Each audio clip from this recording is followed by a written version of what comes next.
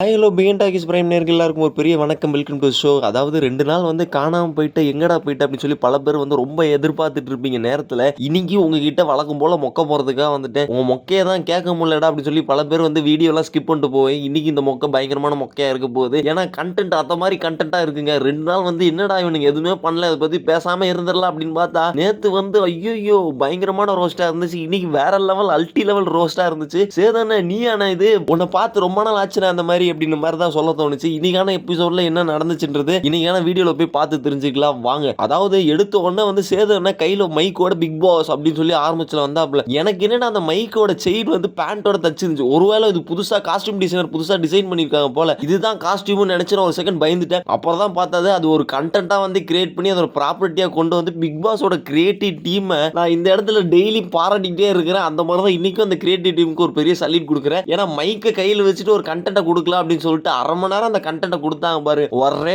Wow பாய், வேற level பாய் நீங்க அப்படின்னு தான் சொல்ல தோணுச்சு. அந்த மாதிரி ஒரு கண்டென்ட்டா இருந்துச்சு. இன்னைக்கு முதல்ல எடுத்த உடனே வந்து பிக் பாஸ் வந்து எடுத்த உடனே பிக் பாஸ் ஒரு குரலை வச்சு ஆரம்பிச்சதுக்கு அப்புறம் சேதன எதுக்கு இந்த மைக் வச்சிருக்கேன், வீட்டுல எல்லாரும் கத்திக்கினே இருக்கானுங்க, எதுக்கு கத்துறானுங்க எதுக்கு கத்தல அப்படின்ற மாதிரி தெரியாம அவனுக்கு பாட்டு கத்தினே இருக்கானுங்க. அந்த கத்துறதை நானும் சேர்ந்து நீ கத்த போறேன், நீங்களும் சேர்ந்து அந்த காதுல வாங்கி ரத்த வலி வரைக்கும் கேளுங்க அப்படின்ற மாதிரி சேதனும் கத்த ஆரம்பிச்சிட்டாப்ல. ஓகே, எடுத்த உடனே என்ன நடந்துச்சுன்னா சேதனை வந்து வெள்ளிக்கிழமை எபிசோடு என்ன நடந்துச்சுன்னு போய் பார்க்கலாம். எதுக்கு அந்த 2 நிமிஷத்தை வந்து ஸ்கிரீன் பண்ணீங்க இன்னைக்கு வரைக்கும் எனக்கு தெரிய மாட்டேங்குது. அதுல ஒண்ணுமே இல்லைன்னு உங்களுக்கே தெரியும். அந்த 2 கண்டென்ட்டை காட்டுறதுக்காக ஏன் பிக் பாஸ் இதெல்லாம் பண்றீங்க? எங்களுக்கே ரொம்ப கஷ்டமா இருக்கு பிக் பாஸ். உங்க நிலைமையை பார்க்கும்போது பாக்குற எங்க நிலைமையை பார்க்கும்போது உங்களுக்கு கஷ்டமா இருக்கணும் அப்படிதான் இருந்துச்சு. அந்த வெள்ளிக்கிழமை எபிசோட்ல என்னன்னு பாத்தீங்கன்னா ஒண்ணுமே இல்லை. அதாவது பார்வதி வந்து என்ன ஒரு விஷயம்னா நம்ம தெரிஞ்சு போச்சு. ஏற்கனவே திவாகரும் பார்வதி கூட்டணி சேர்ந்து கேம் ஆட ஆரம்பிச்சிட்டாங்க, நம்ம எல்லாருக்குமே தெரியும். பார்வதி வந்து கமருதீன் கிட்ட சாரி கேட்கறாங்க, சத்தியம் வாங்குறாங்க. அந்த சத்தியம் என்னவா இருக்குன்னா, நான் திவாகர் கிட்ட எதுவுமே பேச மாட்டேன், நம்ம என்ன பேசினாலும் திவாகர் கிட்ட போய் சொல்ல மாட்டேன். அதே மாதிரி நீ எனக்கு ஃப்ரெண்டு, நான் உனக்கு ஃப்ரெண்டு, உன்னை பத்தி நான் தப்பா பேச மாட்டேன், என்னை பத்தி நீ தப்பா பேச மாட்டேன். உனக்கும் லாலிபப்பா எனக்கும் லாலிபப்பு, உனக்கும் சிக்கன் ஃப்ரையா எனக்கும் சிக்கன் ஃப்ரை,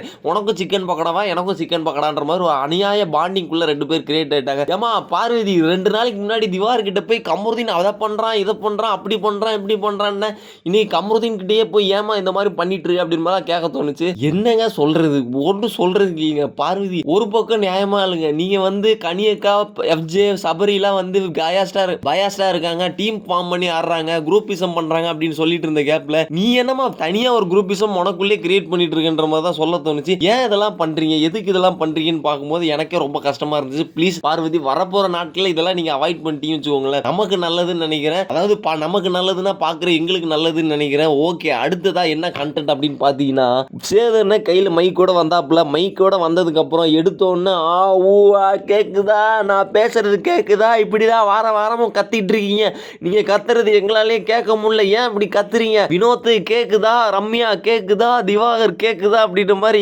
ஆளாளுக்கு அண்ணன் அவங்க தான் கத்துறாங்கன்னு பார்த்தா நீயும் ஏன்னா கத்துற. வெள்ளிக்கிழமை வரதான் அந்த எபிசோட்லாம் பார்க்க முடியலன்னு பார்த்தா சனிக்கிழமை நீயும் ஏன்னா கத்தின்னு இருக்கிற அப்படின்னு மாதிரி தான் சொல்ல தோணுச்சு. ஆனா ப்ளீஸ் எதுவாக இருந்தாலும் மைக்கை கீழே வச்சுட்டு பேசுறேன், தயவுசெய்து கேட்க முடியலன்னா அப்படின்னு மாதிரி தான் இருந்துச்சு. அதாவது இந்த சண்டை எல்லாம் வந்து பெரிய பூகமா மாறும் அப்படின்னு பார்த்தா யாரும் பேசாதீங்க, நான் மட்டும் தான் பேசுவேன். திங்கக்கிழமையில இருந்து வெள்ளிக்கிழமை வரைக்கும் நீங்க பாட்டு விடாமடியா பேசிட்டு இருக்கீங்க. சனிக்கிழமை நான் மட்டும் தான் பேசுவேன், சனிக்கிழமை என்னோட ஆடியோ மட்டும் தான் மக்களுக்கு கேட்கணும். நீங்க பேசுறது என்ன பேசினாலும் ப்ளீஸ் உட்காருங்கன்ற ஒரே டைலாக் தான் நான் சொல்ல போறேன்ற மாதிரி சேதனை பின்னாடியே உட்காந்து ப்ரிப்பேர் பண்ணிட்டு வந்துட்டாப்ல. ஆக மொத்தம் கண்டஸ்டன்ட் என்ன பேசினாலும் நான் வந்து உட்காருங்கன்ற ஒரே டைலாக் தான் சொல்ல போறேன்ற மாதிரி சேதனை ப்ரிப்பேர் ஆகிட்டு வந்துட்டாப்ல. முதலாவதா எடுத்த உடனே யாருக்கு வந்து பயங்கரமான ரோஸ்ட் ஒன்று நடந்துச்சு அப்படின்னு பாத்தீங்கன்னா பார்வதி, நான் கேக்குதா, நான் பேசுறது கேக்குதா, இப்படிதாமா நீ வாரம் கத்தின்னு இருக்கிற, எது கத்துறேன்னு தெரியாம கத்திட்டு இருக்கிற, சரி சொல்லுங்க பார்வதி எதுக்கு தான் கத்துறீங்க அப்படின்னா, சார் இல்ல சார் நான் வந்து ஒரு கருத்தை எடுத்து முன்வைக்கலாம்னு நினைக்கிறேன். உன் கருத்தை எடுத்து முன்வைக்கலாம்னு நினைக்கிறேன், ஆப்போசிட்ல இருக்கிறவன பேச ஒண்ணுமே, நீ பாட்டு பேசின இல்ல சார் அவங்களும் இல்ல நீ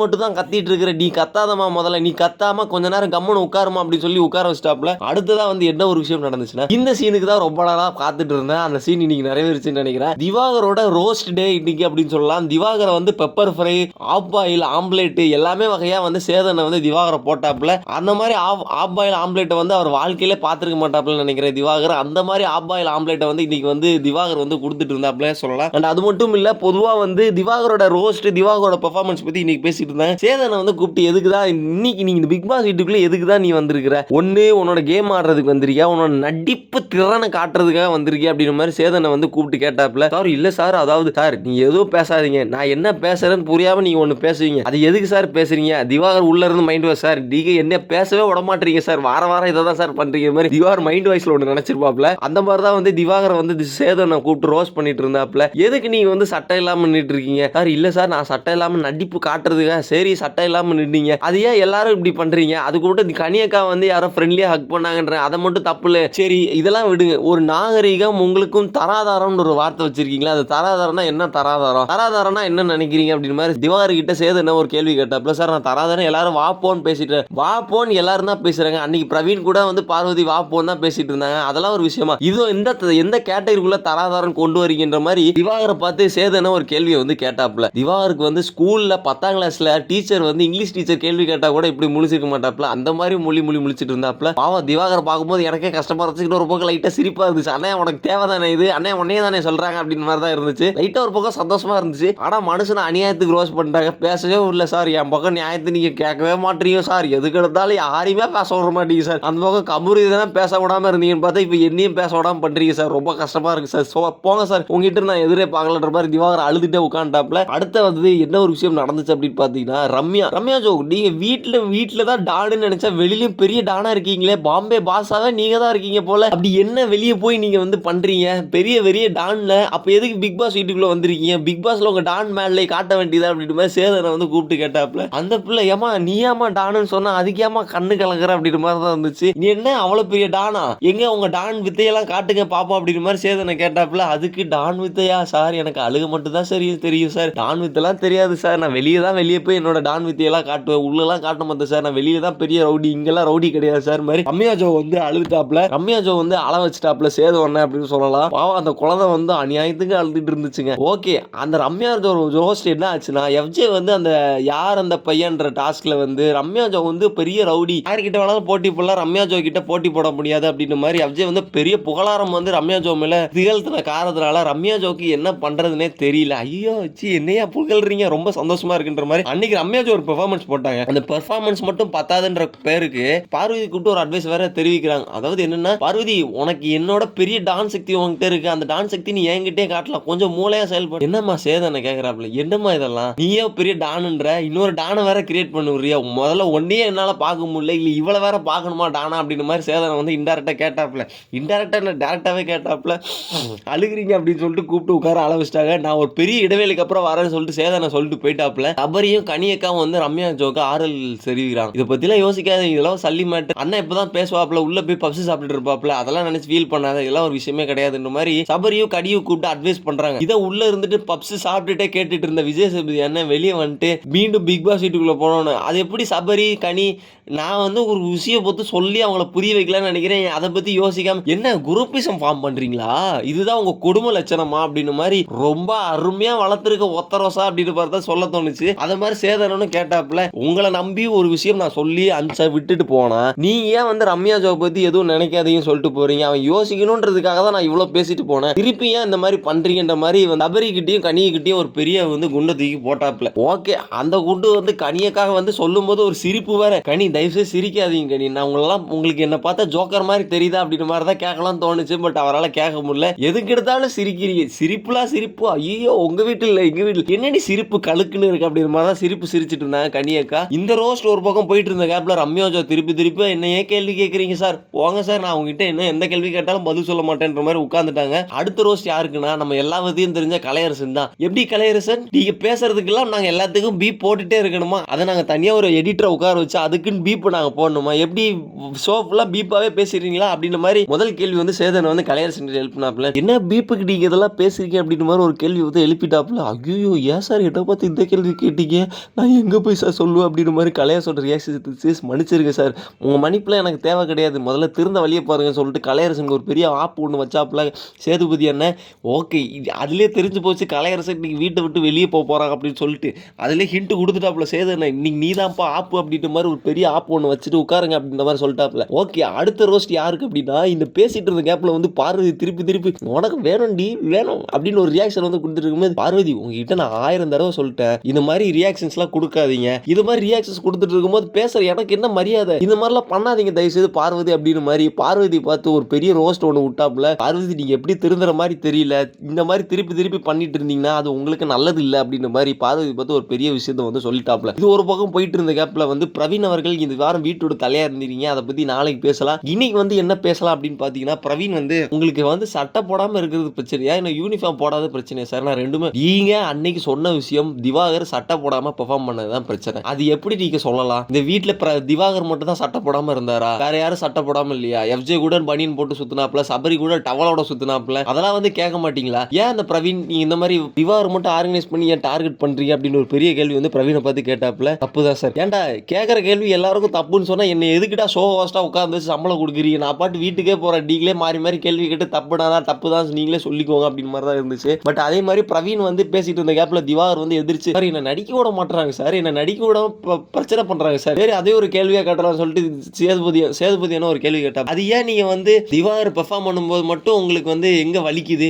உங்களை நீங்க பெர்ஃபார்ம் பண்ணும்போது திவாகர் நடுவில் நின்று பேசினாங்கன்றமா அன்னைக்கு ஒரு பெரிய கேள்வியா எடுத்து வச்சீங்க. திவாகர் ஏன் பெர்ஃபார்ம் பண்ண விட மாட்டீங்க? அவர் நல்லா நடிக்கிறாரோ இல்ல கேவலமா நடிக்கிறாரோ? அவர் பண்ணும்போது ஏன் வந்து உள்ள வந்து மார்க் பண்ணிட்டு இருக்கீங்க, தேவையில்லாத வேலை பண்ணிட்டு இருக்கீங்க? இதுல 10வது வரைக்கும் வினோத் கமருதீன் வேற தேவையில்லாத விஷயம் எல்லாம் பண்ணிட்டு இருக்கீங்க. அவரும் ஒரு சக மனுஷனா மதிங்க, அவரும் சக போட்டியாளரும் மதிங்க. அவருக்கு என்ன வருமோ அதை பண்ணுவாரு. தேவையில்லாத வேலைகள் பண்ணாதீங்க பிரவீன் சொல்லிட்டு பிரவீனுக்கு ஒரு பெரிய ரோஸ்ட் ஒன்று விட்டாப்ல. திருப்பி ஒரு பெரிய இடைவெளிக்கு அப்புறம் வரேன்னு சொல்லிட்டு சேதனை போயிட்டு வெளியே வந்தாப்புல. மக்களாகி நீங்களும் ஒரு 50 பேர் ஆடியன்ஸ் செட் பண்ணி வச்சிருப்பீங்க. இந்த செட் பண்ணி கொஸ்டின்ல 2 பேரை கேளுங்க அப்படின்னு மாதிரி கேட்க விட்டாங்க. முதல் கேள்வி, சார் எங்களுக்கு ரொம்ப கஷ்டமா இருக்கு சார், ஏன் சார் இந்த மாதிரி கேம் ஆடுறாங்க? தகுதியான நபர்கள் வெளியே பேர் நிறைய பேர் இருக்காங்க, ஏன் இவங்கள மாதிரி ஆட்கள் உள்ள வச்சிருக்கீங்க? தயவுசெய்து 2 எல்லா வேலைக்கு ஆகாதீங்களா வெளியே அமுச்சு விட்டு ஒரு புதுசா ஒரு 4 பேர் உள்ள அமுச்சுங்க சார். நீங்க சொல்லிட்டீங்களாக்கா நாளைக்கே இறங்குறோம், ஏதோ இந்த அக்கா சொன்னதுக்காக நீங்க வந்து நாளைக்கு 4 ஒயிட் கால் கண்டஸ்டன்ட் இறங்குற மாதிரி பேசுறீங்க. ஏற்கனவே தெரியும் 4 பேர் உள்ள வர மாதிரி, அது என்ன அக்கா சொல்றதுக்காக உள்ள அனுப்புறீங்கன்ற ஒரு டாக்கு வந்து போட்டாப்ல. அப்படி ஒரு டாக்கு ஒன்று போட்டாப்ல. எதுக்கு இந்த வேலை அப்படின்னு மாதிரி தான் சொல்ல தோணுச்சு. ஓகே, இது ஒரு பக்கம் போயிட்டு இருந்த கேப்ல வந்து திருப்பியும் இடைவெளிக்கு அப்புறம் திருப்பி உள்ள வந்ததுக்கு அப்புறம் ஓகே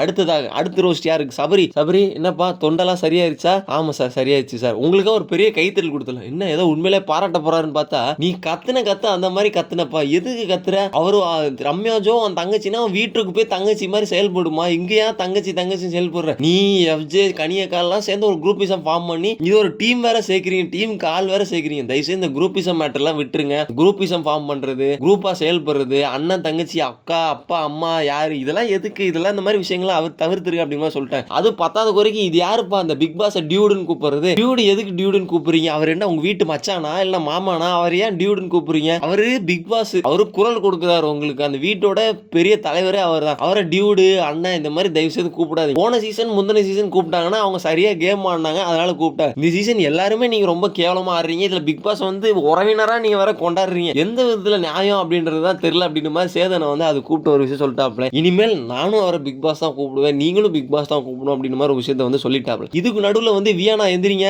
சார், சொல்லுங்க சார், உங்களுக்கு ஒரு பெரிய பாராட்டு கொடுக்குறேன். இந்த வீட்டிலே ஒழுங்கா கேம் ஆடுறது நீங்க மட்டும்தான். எந்த இடத்துல எதை பேசணும், எந்த இடத்துல எதை பதிவு பண்ணணும் அப்படின்றத வந்து வியானா வந்து கரெக்டா பதிவு பண்ணிட்டு இருக்காங்க. வியானாக்கா ஒரு பெரிய கைத்தறல் கொடுத்துடலாம் அப்படின்னு மாதிரி வியானா ஒரு பெரிய அப்ரிசியேஷன். வியானா வந்து உடனே கியூட் ரியாக்ஷன்ஸ் கொடுக்க ஆரம்பிச்சிட்டாங்க. சார் என்னையா சார் சொல்றீங்க, எனக்கு ரொம்ப சந்தோஷமா இருக்கு சார். சரி சொல்லுங்க, இந்த வீட்டில் வந்து அந்த யாருடா அந்த பையன் அப்படின்ற டாஸ்க்ல யாரும் ஒழுங்கா கேம் ஆடலன்னு நினைக்கிறீங்க சார்? சார் யாருமே ஒழுங்கா சார், இப்பதான் அவனை பெருமையா பேசினேன், ஒழுங்கா சொல்லு பேரை சொல்லு அப்படின்னும் போது எஃப்ஜேவையும் வினோத்தையும் வந்து சொன்னாப்ல. எஃப்ஜே வினோத் தான் வீட்டில் வந்து சோம்பேறியா இருக்கான்றாப்ல, எந்த வேலையும் பார்க்காம வீட்டில் சோம்பேறியா உட்காந்துருக்கான்ற மாதிரி சொல்லிட்டாங்க. வியானா வந்து சொல்லும் போது வியானா உண்மையில நல்ல கேம் ஆடிட்டு இருக்காங்க, ஒழுங்கா கேம் ஆடுங்க, இதே ஃபாலோ பண்ணீங்கன்னா டைட்டில் வின் பண்றது கூட நிறைய வாய்ப்பு இருக்குன்ற மாதிரி சேதனை கூப்பிட்டு அட்வைஸ் பண்ணிட்டாப்ல. வியானா வாழ்நாளே இவ்வளவு சந்தோஷப்பட்டிருக்காங்க, அவ்வளவு சந்தோஷம் வந்து வியானா வந்து பட்டாங்கன்னே சொல்லலாம். அண்ட் அடுத்ததாக கமருதீன் எந்திரிங்க, போன வாரம் வச்சு செஞ்சதுக்கு என்னால இன்னும் அதுல இருந்து வெளியே வர முடியல சார், இந்த வாரமா சார் அப்படின்ற மாதிரி கமருதீன் ரியாக்ஷன் இருந்துச்சு. கமருதீன் பயப்படாதீங்க, இந்த தடவை உங்களை வந்து நான் எந்த ரோஸ்ட் கேள்வி கேட்க மாட்டேன். ஏன்னா இந்த வாட்டி நீங்க ஒழுங்கா கேம் ஆடினீங்க, சத்தம் போடாம அமைதியா உட்காந்துட்டு நீங்க அதுக்கு ஒரு பெரிய கைத்தறல் கொடுக்கலாம். ஏன்னா வந்து கமருதீன் கிட்ட நிறைய கேள்விகள் போன வாரம் கேட்கப்பட்டது, இந்த வாரம் எந்த கேள்வியும் இல்ல, அந்த அளவு கேம் சூப்பரா ஆடினீங்க அப்படின்னு மாதிரி கமருதீனுக்கு ஒரு பெரிய அப்ளாஸ் கொடுத்தாங்க. பட் இன்னும் ஒரு சில சேஞ்சஸ் எல்லாம் பண்ணிக்கணும்பா அப்படின்னு மாதிரி சொல்லி கமருதீன் வந்து இப்படியே கேம் ஆடினீங்க, நீங்களும் ஃபைனல் வரைக்கும் போலாம் அப்படின்னு மாதிரி விஷயத்தை வந்து சேதனை வந்து பதிவு பண்ணிட்டு போயிட்டாப்ல. அடுத்ததான் வந்து இந்த நாமினேட்டான கண்டஸ்டன்ஸ் எல்லாம் ஒன்னா உட்காருங்கப்பா. சார் என்ன சார் இன்னைக்கே உட்கார வைக்கிறீங்க? ஆமாப்பா உட்கார வைங்கப்பா. நீங்க ஆடின ஆட்டத்துக்குலாம் உங்களுக்கு 2 நாள் வரைக்கும் வெயிட் பண்ண முடியாது, முதல் நாளே வெளியே தள்ளிடலாம் அப்படின்ற மாதிரி.